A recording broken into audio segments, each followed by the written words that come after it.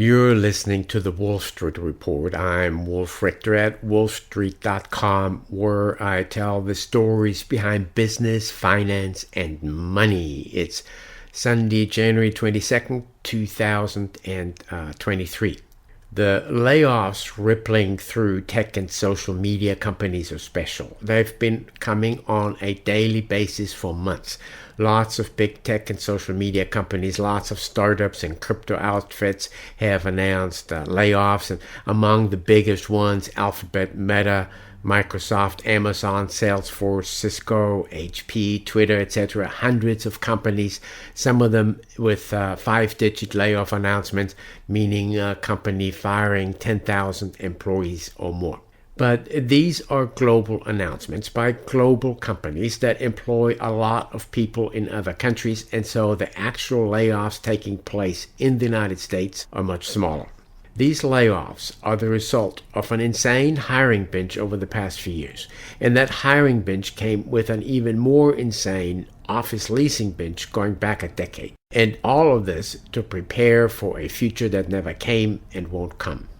Elon Musk fired over half of Twitter's employees and thousands of contractors in one fell swoop, and he told other employees to take a hike if they didn't like it.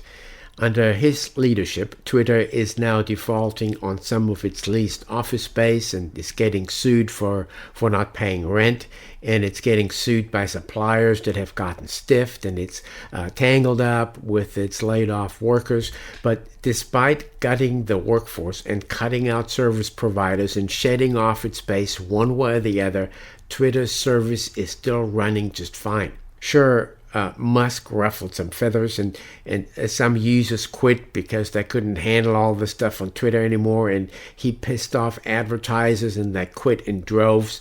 But wait a minute. Advertisers were already looking for an excuse to cut back on advertising anyway, because now just about everyone is cutting back on advertising.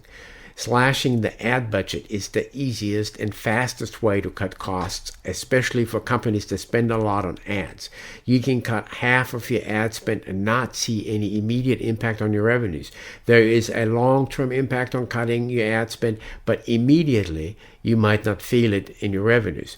And advertisers are doing it. The advertising industry generally just skips a recession and goes straight into a depression. That's in my experience.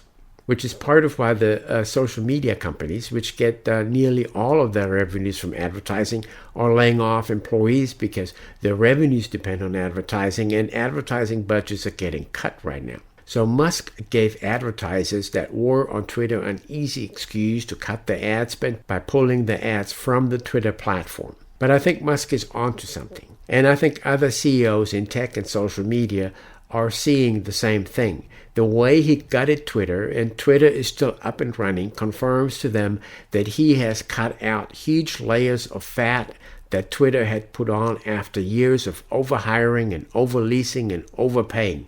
He's teaching everyone a massive lesson. He's also teaching everyone a massive lesson in how not to do it, pushing a company to the brink like that. But so far, so good. Twitter is now privately owned and no longer has to deal with the hissy fits on Wall Street. What he demonstrated is that Twitter and other companies in tech and social media were hogging workers they didn't need and couldn't productively use, and they were hogging office space that they didn't need and couldn't use, and they were doing this to overcome perceived shortages of workers in office space, because when there is a perceived shortage, it triggers a very human reaction: panic buying, panic hiring, panic leasing. And all this actually created those shortages then. Back in 2018, San Francisco was the tightest, hottest office market in the country, with an availability rate of around 8%. And every time some decent office space came on the market, tech companies, social media companies, startups with so much funding they didn't know what to do with it, they jumped all over this office space to get their share of the office pie and squirrel it away before someone else will get it. And they didn't need it, and they didn't have the people to fill it, and it remained empty and sat there, and no one ever needed this office space. As I've said many times before, easy money from central banks is like a virus that turns human brains into mush. And the easy money has ended, and these brains are now recovering. In San Francisco, about 1/3 of the total office space is now on the market for lease, according to real estate consultancies. Avails much of it as sublease from companies that had signed long-term office leases but didn't need it and couldn't get out of it because they'd signed these long-term leases. And so now they're trying to sublease it at whatever rent they can get, but there are few takers as leasing activity has collapsed by something like 40% from before the pandemic. And much of what there is in leasing activity is relocations and upgrades when an old lease expires, with companies downsizing often to smaller but better spaces, which puts even more office space on the market. And so the office vacancy rate, the availability rate as it's called politely, keeps getting worse and keeps hitting new records every quarter. And at the end of Q4, it hit 32%, meaning that nearly 1/3 of the entire office space in San Francisco was available for lease. And more office space is vacant and waiting to be added to the availability, and new office buildings are still being built, and that's why this will continue to get worse. And this is happening in Silicon Valley, and it's happening in Houston and in Chicago and in Dallas, and it's happening all around the country to varying degrees.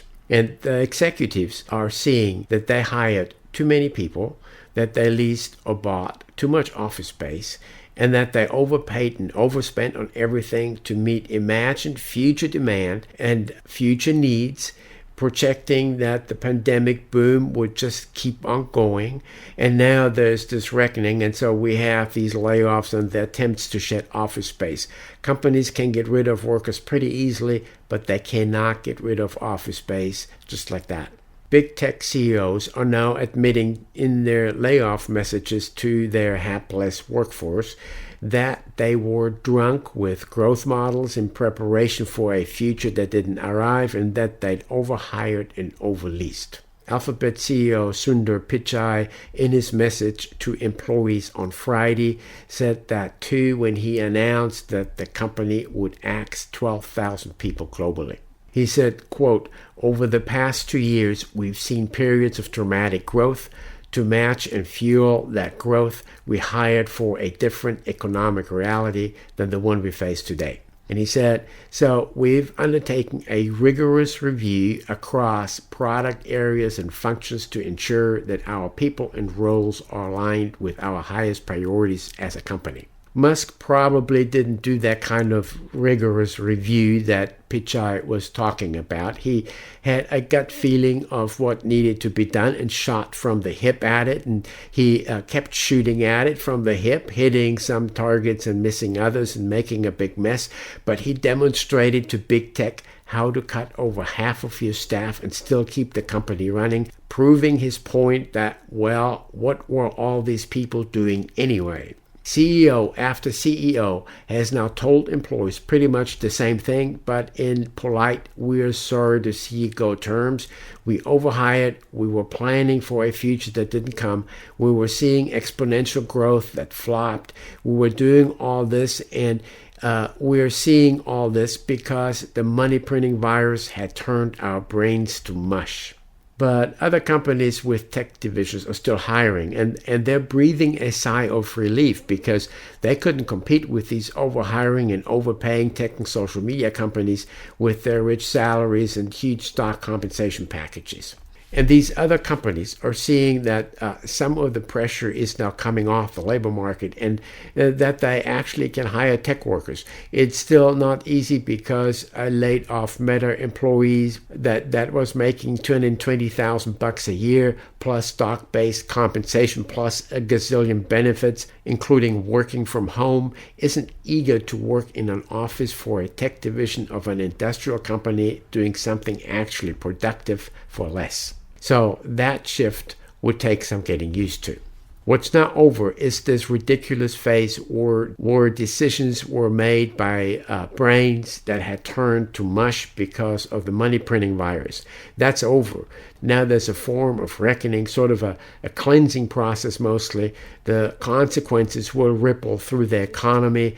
I'm really concerned about the office sector of commercial real estate. This is a slow-moving catastrophe that will take many years and huge losses for investors and lenders to work through. The labor force is a lot more flexible, and what we're seeing now is the process of how it is being reallocated. However, all this will turn out. One thing is for sure. Easy money has led to terrible business decisions and miscalculations, and now there is this price to pay. I'm Wolf Richter at WOLFSTREET.com, where I tell the stories about business, finance, and money. Thank you for listening to the Wall Street Report.